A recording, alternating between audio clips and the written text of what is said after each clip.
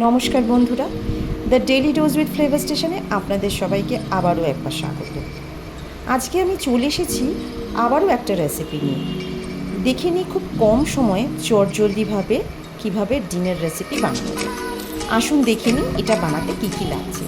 প্রথমে আমি ডিম নিয়ে সেটাকে আলাদা পাত্রে সেদ্ধ করে খোসা ছাড়িয়ে আমি রেখে দিয়েছি। তারপর পরিমাণ মতো আলু খোসা ছাড়িয়ে আলু ছোটো ছোটো করে কেটে টুকরো করে রেখেছি।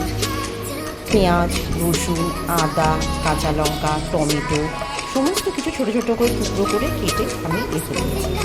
এরপর কড়াইতে সাদা তেল দিয়ে তাতে আমি সাদা জিরা ফোড়ন দিয়েছি। তারপর একে একে আদা কুচি, রসুন কুচি, পেঁয়াজ কুচি আমি দিয়েছি। আমি চেষ্টা করেছি ডিমটা কম তেল মশলায় রান্না করতে। অনেকে ডিম রান্না করতে আলাদাভাবে ডিম ভাজেন, আলু ভাজেন বা আলু সেদ্ধ করেন। আমি কিন্তু এটা কোনোটাই করিনি। ডিমও আমি আলাদাভাবে ভাজিনি, ডিম শুধু সেদ্ধ করে রেখে দিয়েছি। আলুও আমি আলাদাভাবে ভাজিনি বা সেদ্ধ করিনি। এরপর দেখুন এতে আমি কাঁচা লঙ্কা কুচি দিয়ে দিয়েছি। এরপর দেব টমেটো কুচি। সমস্ত কিছু দিয়ে এবার হালকাভাবে এটার মধ্যে নাড়াচাড়া করে নেব।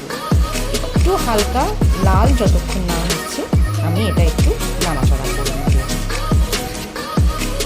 তারপর আমি এটার মধ্যে যে কাঁচা আলুগুলো কেটে রেখেছিলাম সেটা আমি দিয়ে দেবো। আলুগুলো দিয়ে একটু নাড়াচাড়া করে আমি এটাকে ঢেকে রেখে দেবো। যতক্ষণ না আলুটা হালকা লাল ভাজা হচ্ছে ততক্ষণ অবধি আমি এটাকে ঢাকা অবস্থায় রেখে দেবো। দেখুন আমি এবার এখানে আলুগুলো দিয়ে দিয়েছি।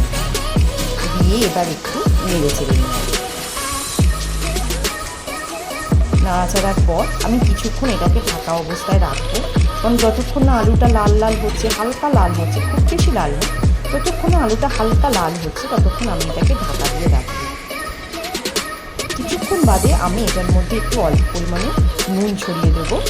নুন ছড়িয়ে এটাকে আরেকবার আমি নাড়াচাড়া করে আবার একটু ঢাকা দিয়ে রাখবো। যখন দেখবো এটা হালকা লাল হয়ে এসছে তখন আমি একে একে এর মধ্যে ডিমগুলো ছেড়ে দেবো।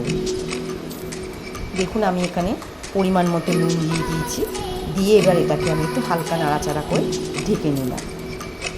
এবার আলুটা হালকা লাল হয়ে এলে এর মধ্যে ডিমগুলো অবশ্যই ছাড়বো, কিন্তু তার আগে আমি এর মধ্যে বাকি যে মশলাগুলো লাগে সেগুলো আমি একে একে দেবো। প্রথমে আমি এর মধ্যে একটু হলুদ গুঁড়ো দেবো, তারপর একটু ধনে গুঁড়ো দেবো, তারপর একটু জিরে গুঁড়ো দেবো, আর অল্প একটু আমি গরম মশলার গুঁড়ো দিয়েছিলাম টেস্টের জন্য। খুবই সামান্য পরিমাণে আমি দিয়েছিলাম। দিয়ে সবটা আমি মিশিয়ে নেব। তারপর আমি অল্প পরিমাণে জল এর সাথে অ্যাড করব।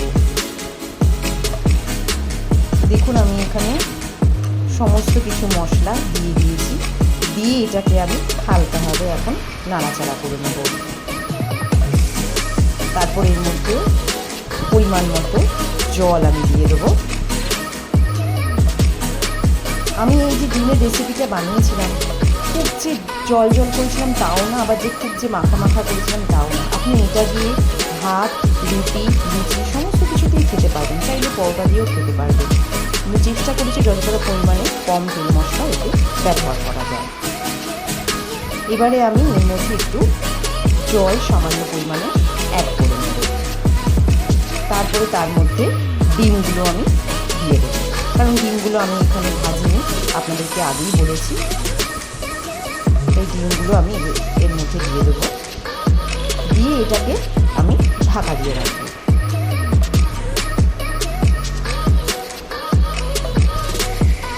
দেখুন পরিমাণ মতো জলটা আমি এখানে অ্যাড করে দিলাম।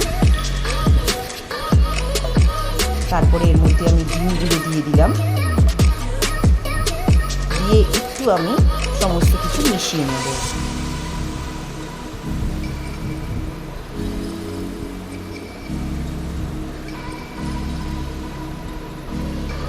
এবারে আমি এটাকে ঢাকা দিয়ে দেব। ঢাকা দিয়ে আমি জিনিসটাকে কম আঁচে রান্না করতে দিয়ে দিলাম। এবারে এটা হয়ে গেলে নামানোর আগে পরিমাণ মতো চিনি দিয়ে নামিয়ে নিতে